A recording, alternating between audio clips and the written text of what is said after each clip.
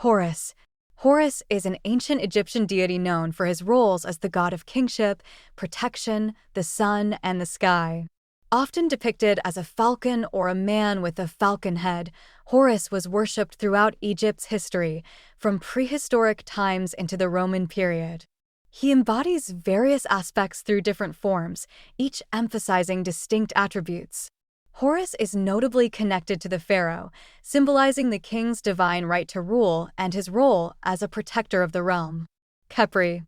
Khepri is represented with a scarab beetle face, symbolizing the rising or morning sun, and by extension, creation and life renewal. He is often depicted holding the morning sun aloft, embodying the sun's rebirth each day. Khepri's imagery as a scarab rolling a dung ball mirrors his role in moving the sun across the sky, highlighting themes of creation, rebirth, and the solar cycle. Khnum. Khnum was typically depicted with a ram's head and associated with the Nile source.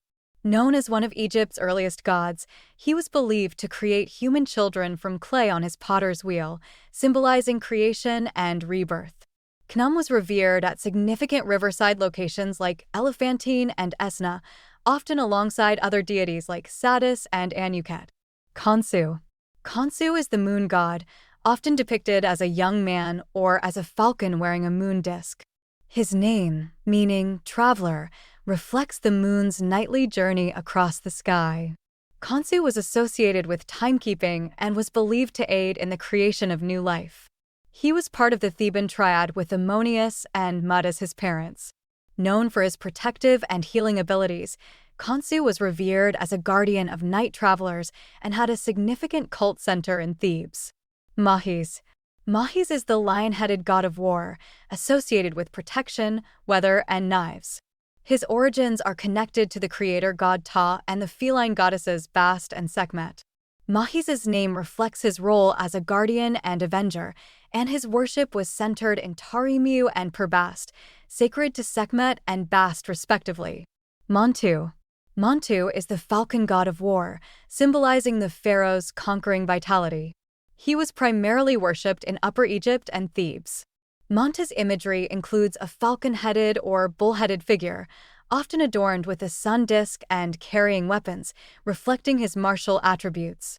He played a significant role in the pharaoh's military exploits, being associated with strength and victory in battle. Nefertum. Nefertum was originally symbolized by a lotus flower, representing the first sunlight and the scent of the blue lotus.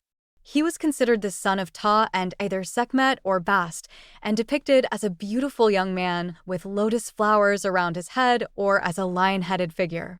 Nefertum was associated with beauty, healing, and the fragrance of the lotus, symbolizing rebirth and creation. Nemty. Nemty was the god of ferrymen. Nemty's worship dates back to at least the 2nd dynasty. Initially associated with the area around Bad-Ari and linked to Horus, Nemty's role evolved over time. He became known as the god of ferrymen, depicted as a falcon on a boat. This imagery reflects his name, meaning one who travels.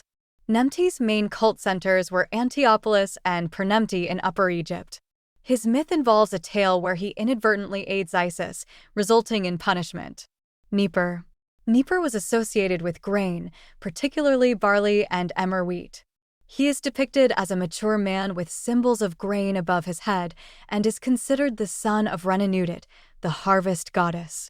Neper's role in mythology emphasizes his significance in sustenance and the agricultural cycle, linking him to the annual harvest and the life cycle of crops, thus making him an aspect of Osiris, the god of agriculture and the afterlife.